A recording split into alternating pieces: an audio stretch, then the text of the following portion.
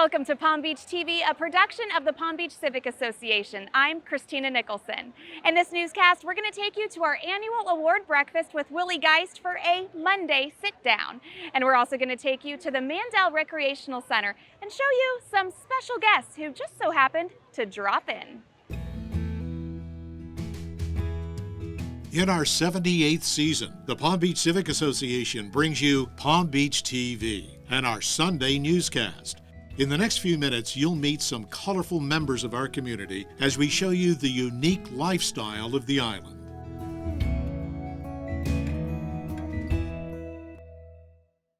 The annual award breakfast and Monday sit-down with Willie Geist was full of storytelling, as you may imagine. Willie left many people with hope, inspiration, stories about work and his personal life, and even left many of us in the room leaving with lots of laughs. Willie Geist, host of NBC's Sunday Today, headlined the Civic Association's annual award event on February 28th at the Breakers. Nearly 300 directors, members, and guests attended the sold-out event after a brief meet and greet. Bob Wright, chairman and CEO of the Civic Association, interviewed Geist during the breakfast event sponsored by Forta Crystals, kicking off one of his many funny stories about none other than Caddyshack and Ghostbusters star Bill Murray. He's still, and he's had this for, 35 years, has a 1-800 number that you call. And you leave a message for Bill Murray. And you say, Bill Murray, this is Willie Geist. We'd love to have you on our show. Usually he doesn't call you back. He didn't call us back, which is too bad. And then he came into the Today Show one morning to do a live interview with Savannah. He was in the green room with our bookers. He said, oh yeah, this is great. Also, I want to do that Willie Geist show. Let's do it today. And they went, ah. He met Murray at the bar on the roof of his hotel the next day. When that interview aired, the big names came rolling in for a Sunday sit-down with Willie Geist. From fly fishing with David Letterman to taking a terrifying ride around the track with Dale Earnhardt Jr. And we went into the high bank turns of Talladega at 188 miles an hour. And if you watch the tape, I think we were pulling G's. I really thought about my family, and I said, well, this is a hell of a way to go. It's going to be a good story for them, I guess. He was with Dale Jr. So we get around, he does 2 laps, and I'm gripping like that. And I said, wow, that was fast. And then he got out of the car, and Dale Earnhardt said, he goes, that's the fastest I've ever gone in a street car. And I went, oh my God. Willie Geist also talked about his dad, Bill Geist, who was also a journalist. Together, the two wrote and published a book, Good Talk, Dad. He's a Midwestern guy who grew up in the 50s. We didn't do a lot of emotional sharing when I was growing up. So we went back after the fact, now that I'm fully grown, and had the sex talk. He talked to me about alcohol. We had all the talks at, 40-some years old that we didn't have when I was 14 years old. So it's clearly a lighthearted, fun book, but we sort of wrote to each other back and forth. Today, Geist works to raise money to increase awareness for Parkinson's disease, something his father has suffered from for 30 years now. I'm on the board of the Michael J. Fox Foundation because of my father, and they convinced me to run the marathon and raise some money. And I'd never run a marathon. I'd never probably run more than a mile and a half on Thanksgiving morning or something like that.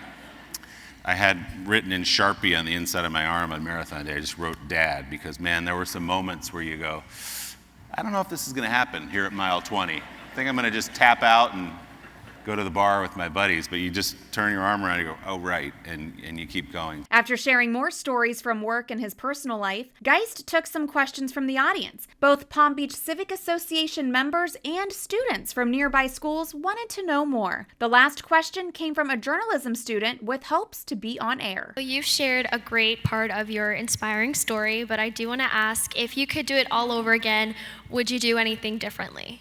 Oh my gosh. This is an existential question. I asked Willie Nelson that question a few months ago when I interviewed him, and he regrets, because he's doing a Frank Sinatra cover album, and I said, regrets, have you had a few? And his line, I think, was, if you change anything in the back, it would change what's sitting here right now, and I like what's sitting here right now, so no. So I'm going to go with that. In our next Sunday newscast, we will have more from guests who attended this Monday sit-down with Willie Geist. This is going to be a very challenging, sad part of our day, and we are deeply missing an all-star community leader and our longtime dear friend, Jay Ira Harris. Though the event was lighthearted and informative, a somber moment of reflection was offered in memory of Jay Ira Harris. Mr. Harris was a business executive and a philanthropist who joined the Civic Association along with his wife, Nikki, more than 30 years ago. Ira was an incredible force, and we will carry his torch and love for the community. Among the guests were students and faculty representing Palm Beach Day Academy, Rosarian Academy, Oxbridge Academy, the Green School, and Palm Beach Atlantic University. The students participated in an essay contest, and the theme was, "What is it to be civic-minded?" The winners had their essays published in the program and were awarded on stage. Presenting the Bill Brooks Community Service Award is another pillar of our community, Civic Association Vice Chairman and former Town Council President Michael Pusillo. The mayor interfaces with other governmental entities, and particularly the state and federal government, and that, as I've seen, can have a very profound effect on our town. We saw on the slide the reference to shore protection. Just as one example of Gail's work, when Gail became mayor, we were doing beach renourishment efforts with no federal money, very little state money depending on public access points, and basically the town was going it alone. Our permitting process was time-consuming and expensive. And to top it off, the Army Corps of Engineers, when they would dredge the inlet and take sand out, they would dump it offshore. When Gail left as mayor, the federal government was paying 50% of our normal renourishment efforts, paying 100% of the efforts when it was storm damage caused. The state funding of 25% was fully secured, and the town's share was down to 25%. And when you consider that these projects cost in excess of $15 million, that's a big deal. And finally, because of the beach management agreement that Gail negotiated with the state and federal government, our permitting process is easy, inexpensive, and streamlined as can be. So that's just one example of the profound effect that Gail has had on this town, which will be felt for many, many generations. Thank you, Gail, for your efforts.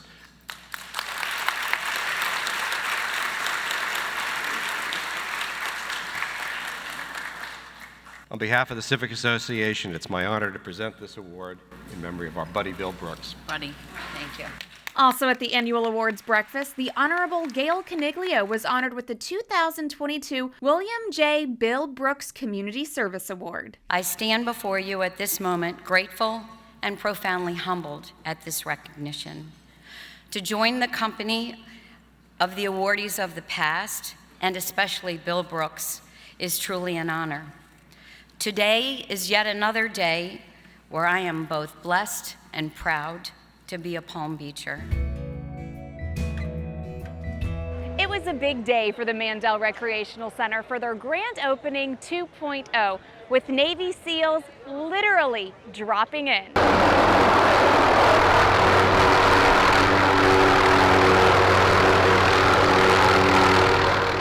Just a week ago marked the first time the field at the Morton and Barbara Mandel Recreation Center served as a helipad for the Navy SEALs. The demonstration was just one part of their grand opening 2.0 event on Seaview Avenue, and it included putting the guests through what Grant Mann refers to as Hell Week. It is tough. I'm going to talk a little bit about that today. When I went through training, I started with 120 guys, and 15 of us graduated. So it is it's not for everybody. It's a tough thing to do. After a little physical training, Navy SEAL style for the kids of Palm Beach,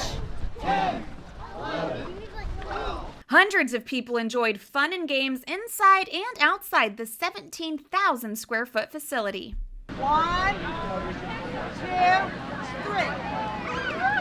From crashing into blocks outside to moving inside for shuffleboard, basketball, exercise, pickleball, and even creating art, there is something for everyone, especially on this day. It's a great community building event to bring all these families here. There'll be almost 500 people here.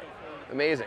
Their courage, their dedication, their sacrifice really needs to be recognized, and we're so grateful that they protect us every day.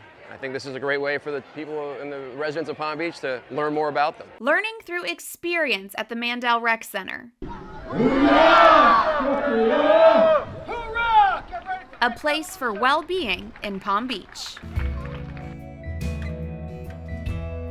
Join us for the Palm Beach Civic Association annual meeting featuring a review of our 78th season and the Mayor's State of the Town address. A champagne reception will follow in the beautiful Flagler Museum Grand Hall. Reservations are required. For more, just visit palmbeachcivic.org/events. And that's it for this newscast. Don't miss our next newscast on Sunday morning.